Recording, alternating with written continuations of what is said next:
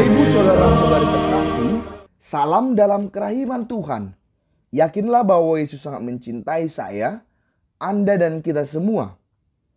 Dalam beberapa video belakangan ini, kita telah melihat sekian informasi seputar berpulangnya Paus Benediktus ke-16.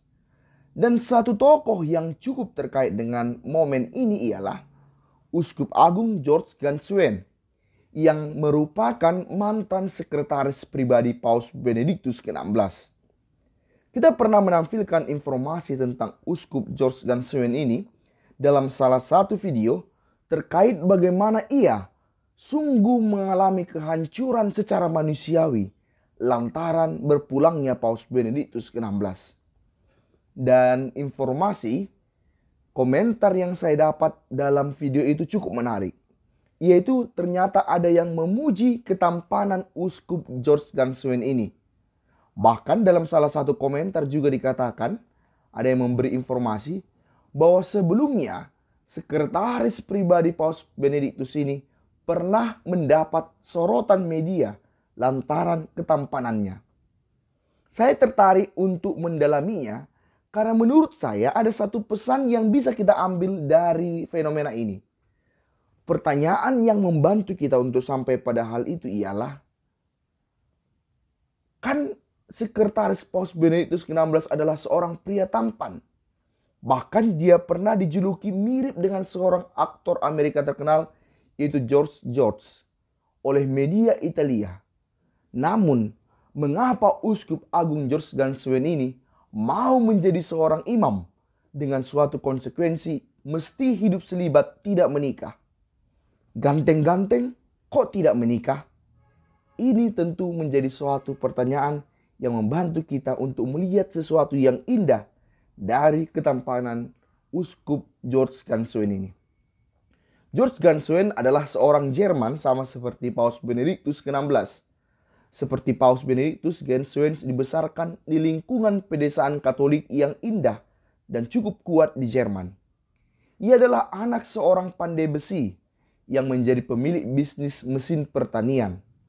Ganswein memilih menjadi imam dan kemudian sesudah menjadi imam, ia menjalani studi lanjut dalam bidang hukum gereja hingga akhirnya ia menjadi doktor hukum gereja.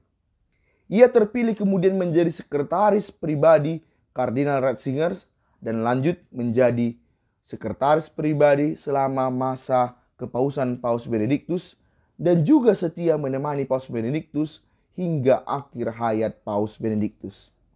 Ia dipromosikan menjadi prefek rumah tangga kepausan juga kala Paus Benediktus masih menjabat.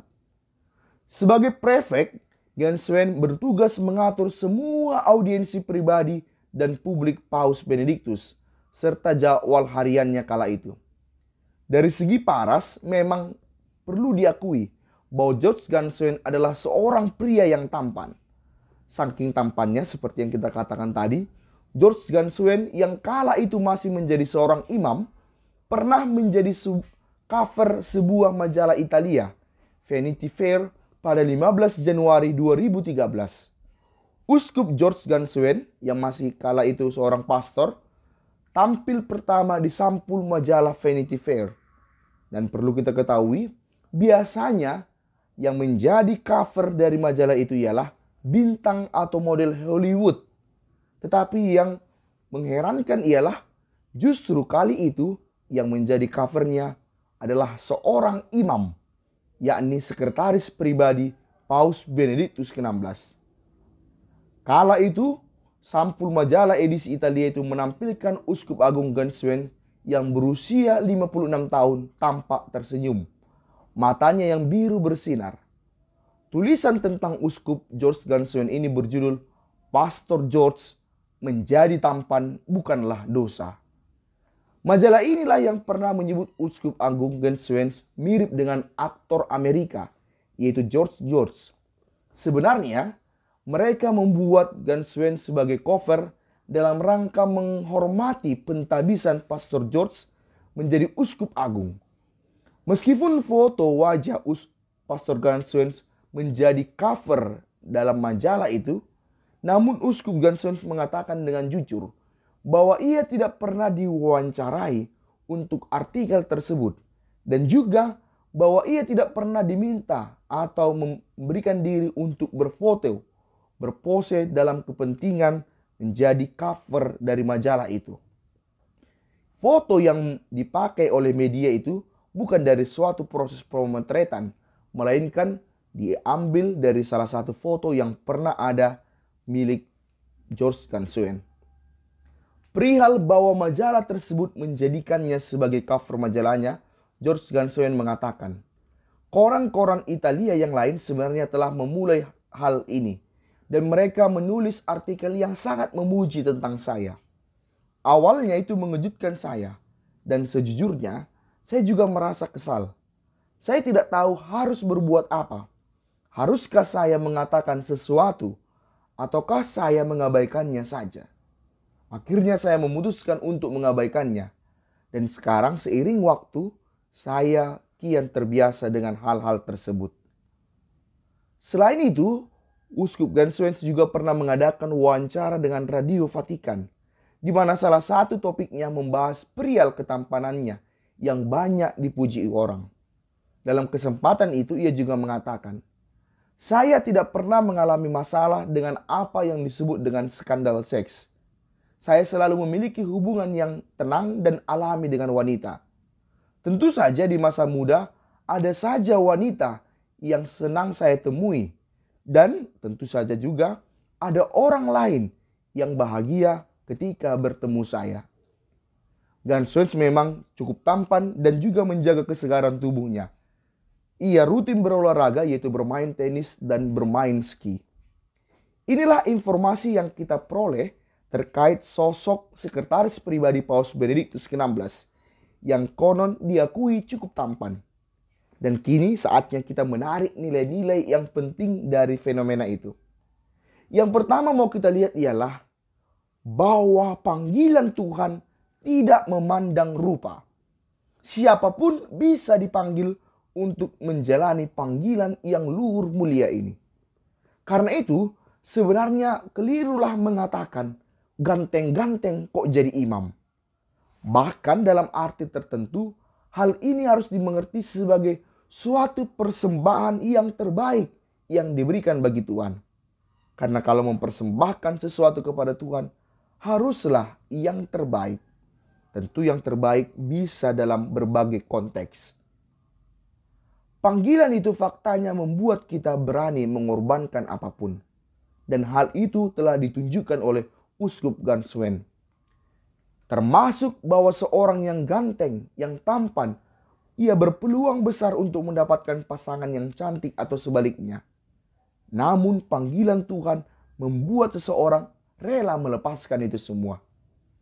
Kalau Anda bertanya, mengapa seorang yang tampan, yang ganteng, yang cantik mau menjadi seorang yang terpanggil tidak menikah? Jawabannya tentu adalah sesuatu yang sangat personal, yang tidak selalu gampang diterima oleh nalar manusia. Tapi harus kita katakan juga dalam kesempatan ini bahwa pastor yang ganteng pada faktanya kerap disalah mengerti oleh sebagian umat. Kita bisa mendapati ketika seorang pastor muda yang pernah viral misalnya dari daerah Korea ditampilkan sedang merayakan misa. Foto itu cepat viral dan kemudian ada sekian banyak komentar yang mengaturkan pujian, apresiasi. Dan sampai juga mengatakan, kalau pastor kami seperti ini, pasti setiap hari saya akan datang ke gereja. Gereja pasti akan ramai kalau pastor di tempat kami setampan ini. Dan justru disitulah kekeliruannya. Ternyata kegantengan pastor justru kerap disalah mengerti.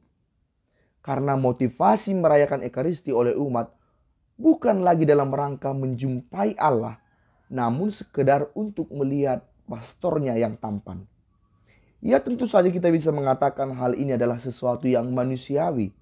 Tapi tak dapat kita sangkal bahwa pernyataan tersebut memuat pula kemungkinan bahwa yang dicari umat oleh sebagian umat itu bukan lagi Yesus, melainkan sosok pastor yang tampan. Padahal sebenarnya Seharusnya kita rindu pada Yesus dalam Ekaristi, bukan pada ketampanan pastornya atau juga kecantikan suster yang hadir ke perayaan Ekaristi itu. Sekaligus juga tak dapat disangkal pernyataan yang berlebihan akan ketampanan sosok seorang pastor. Bisa jadi hal itu menjadi penyepelean akan sosok seorang pastor yang mungkin tak setampan pastor tadi. Dan boleh dikatakan tampangnya tidak menarik.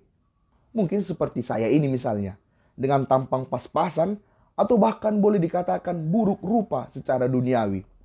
Dalam arti tertentu, umat yang mengatakan seandainya pastor setampan ini, kami akan rajin misa. Tentu perlu menyadari bahwa entah pun perkataannya itu hanyalah sebuah canda, tetapi sedikit banyak termuat suatu pesan yang mengatakan bahwa kalau pastornya jelek, kami enggan datang. Atau bahkan kami tidak datang. Dan tidak tertutup kemungkinan pastor dengan segala keterbatasannya akan merasa kurang diterima jika kata-kata itu muncul. Apalagi kalau pastor itu tidak setampan yang dipuji-puji itu. Anda bisa melihat ada sekian banyak komentar yang demikian muncul di media sosial. Dan apakah Anda mau menyangkal bahwa mungkin saja perasaan tidak diterima justru akan muncul dari para imam, pastor yang membaca teks itu, yang dirinya tidak setampan pastor yang ditampilkan itu. Bisa-bisa setelah membaca itu, ia akan mempersalahkan keadaannya yang tidak tampan. Apalagi setiap kali melihat gereja yang dipimpinnya kurang ramai. Bisa jadi ia akan langsung berpikir, mungkin ini karena saya tidak tampan. Padahal boleh jadi gereja tidak ramai karena alasan lain.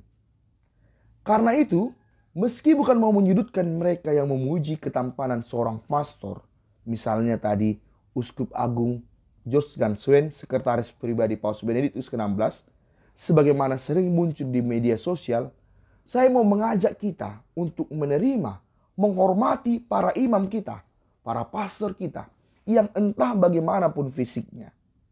Lebih melihat kualitas rohaninya. Karena pastor hanyalah sarana. Yang kita cari adalah Yesus.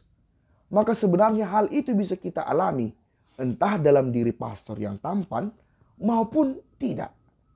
Dan saya juga sangat yakin bahwa setiap manusia, termasuk setiap pastor, pasti dilimpahi Tuhan dengan berbagai kelebihannya masing-masing. Saya mengalami ada teman yang seperti saya juga, tidak tampan alias boleh dikatakan buruk rupa secara duniawi, tetapi cukup disenangi oleh umat dan berhasil dalam karya pastoralnya. Misalnya karena keramahannya. Ini mau menunjukkan bahwa Tuhan melengkapi setiap mereka yang menjadi dan bersedia menjadi alatnya. Dengan caranya masing-masing tentunya. Maka yang penting bukanlah tampilan pastornya secara duniawi. Yang mau kita tuju adalah Yesus. Hal inilah yang perlu kita sadari. Dan kiranya mantan sekretaris Paus Benediktus ke-16, yaitu Uskup Agung George Ganswein, sudah mengalami dan memberikan kesaksian tentang itu. Ia mau menjadi saksi bahwa seorang yang tampan sekalipun bisa dan rela dipanggil menjadi alat Tuhan. Karena ia tahu segala yang dia terima adalah pemberian Tuhan yang sudah seharusnya dikembalikan juga kepada Tuhan. Termasuk dengan cara menjawab panggilan Tuhan dalam panggilan khusus hidup religius. Bahkan ia juga mau menunjukkan kepada kita, jangan lihat dirinya yang tampan, tetapi pertama-tama arahkanlah diri kita kepada Yesus yang kita tuju. Pastor, entah tampan atau tidak, jelaslah hanya menjadi sarana menuju yang paling utama, yaitu Yesus. Yesus, engkau adalah